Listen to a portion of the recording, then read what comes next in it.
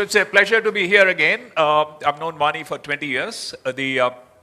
So what I'll do here is just, it's a 3-kilometer perspective on the India consumption story. And I build heavily, although not exclusively, in a World Economic Forum report, because I'm a member of the stewardship board for future of consumption in fast growth economies. Last year focus was China. This year focus is India. Next year focus is ASEAN. And so Bain & Company is a knowledge partner. So Bain put together a report. So I built very heavily on that. And I was a contributor to that report. So, but I do want to give primary credit to Bain for doing much of the work. So just a top-level story, because when we talk about consumption, it's the structure of consumption, nature of consumption, but of course, the quantity of consumption. So if you look at the projections for India's GDP, and already complement what Rashesh was saying, is that if we assume this is IMF projections, roughly around in the low 7% growth rate, and IMF projects it out to 2023, but then we make reasonable projections, nothing more aggressive, in fact, slightly on the conservative side, to 2030. So, to look, so there are many ways to look at numbers. But right now, either end of 2018 or sometime in 2019, India will cross UK and France and be after US, China, Japan, and Germany, fifth largest economy. By 2030, pretty much no doubt, it will be the third largest economy. But there's another way to look at these numbers, which I think is perhaps more interesting, and which is to look at the ratio of US to India by GDP and how that picture, this is really the power of compounding. Because you look at 2010, the US-India GDP ratio was 8.8.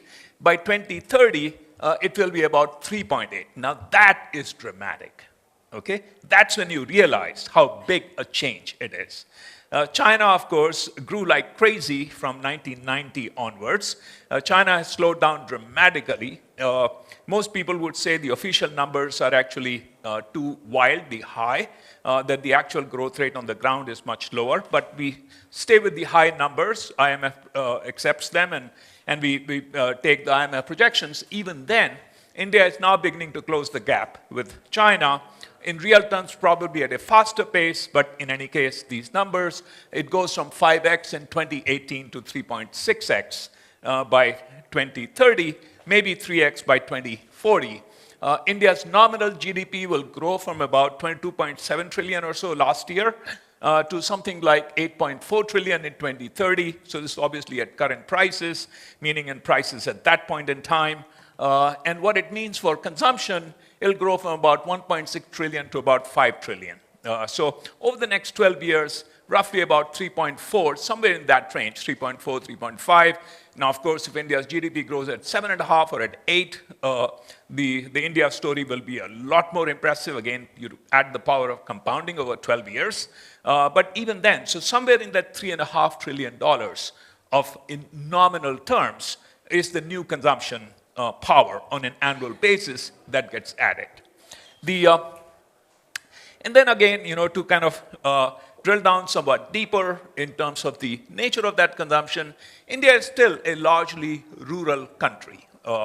And if you look at how it's likely to change, that obviously rural becomes less poor, becomes more affluent.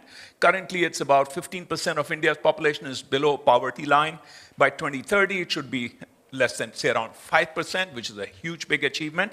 But despite that, India will still remain a rural economy. Roughly about 66% of India's population being rural right now. 2030, it'll be more about 60%.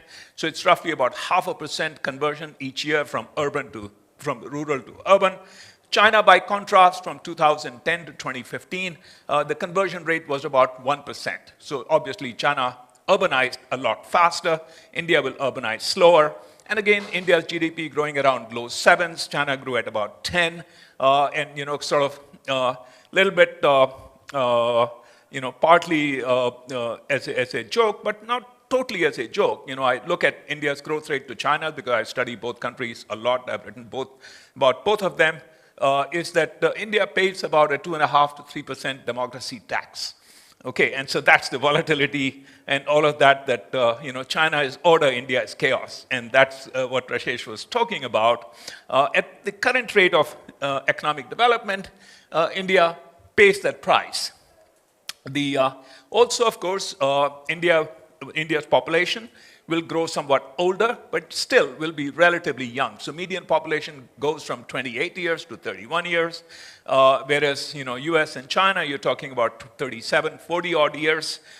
India's population 50 years or older will be about 23%, whereas US and China will be roughly about 40%.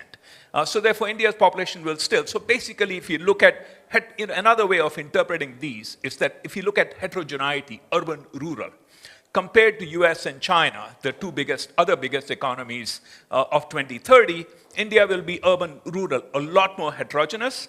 If you look at age heterogeneity, once again, India will be a lot more heterogeneous than US or China. And of course, on top of that, you add all the religious and the geographic heterogeneity and the ethnic heterogeneity that India has.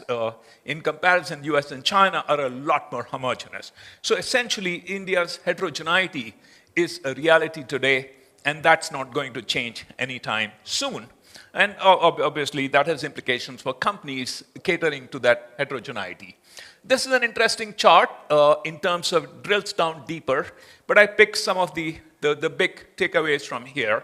So roughly about, let's say, on an annual basis, $3.5 trillion of new consumption gets added, nominal terms. And so of that $3.5 trillion of new consumption, roughly about half is estimated to be incremental consumption, just buying more of the same. And of course, as we said, vast chunk of India is still very poor, still very rural, and many of them are at the subsistence level. And so as that begins to become less poor, they buy more of the same. So therefore, about half will be more of the same. Half will be, and more the middle, upper income, more urban, will be premiumization or new categories. So that's one thing. The other interesting thing that emerges is that, until you look at the numbers and you kind of double check, are these numbers really right? It doesn't kind of hit you home. And I used to work for Unilever before I went to the US for my PhD and academic career and so on, et cetera, is that the last year, for instance, estimated total household consumption in India, urban, rural, all combined, about 45% of that went for buying things to eat at home. That's not eating out. That's just buying things to eat at home. So that's, India's reality. Obviously, looking ahead is, because food is the most essential item, and so as people become somewhat more affluent, it's the discretionary that grows faster rather than the most essential. So projected next 12 years, the non-food items grow at about 50% faster than, say, food. So the nominal term GDP grows at 10, so that's 7 plus inflation. But then food will grow around 7.5. Non-food will grow at about 12. And so of the incremental consumption, about 35% or 35% or so will actually be still food, buying things to eat at home. But of that, about 45% of that incremental consumption will be just buying more, and then about 55% will be premiumization or new categories. And something interesting of the entire growth in India's consumption next 12 years, that actually healthy and organic food, buying ingredients to consume at home, will be actually about 11%. So, estimated that in 2030, about $400 billion will be just healthy and organic food stuff people buy, to eat at home. Some other, I talked about heterogeneity, so I won't say any more on that. And connected, of course, to this crowd, one doesn't need to say anything more except, 24/7, mobile, broadband, of course, Manoj Modi talked about in 2 years, 4G becomes, pretty much widespread in India. And, then by 2030, to 12 years, 5G and beyond is likely to be widespread, vernacular, voice, video, social, and clearly it'll affect the entire demand chain from what to buy to how to get to how to consume and so on. And this has implications naturally for what kind of ventures are likely to have bigger opportunities. The final one, just in terms of the macro story. So these are all the pluses that I see. And these are hardcore, these are not policies, but actual numbers on the ground. But at the same time, some serious question marks, and those are the things that get in the way of India growing at 8 or 9 or 10.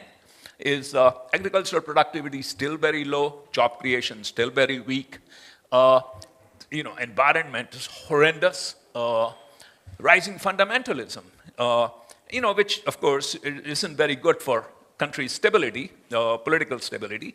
And the final thing I might add, and that's my very last point, is I sense, and it troubles me, that now that we are the 5th biggest economy, a certain degree of arrogance, okay? And the last thing India deserves right now, okay, and I'm not saying deserves psychologically, deserves economically, is to have any sense of arrogance. If anything, it should be a sense of shame as to why we are not growing at 10. Thank you.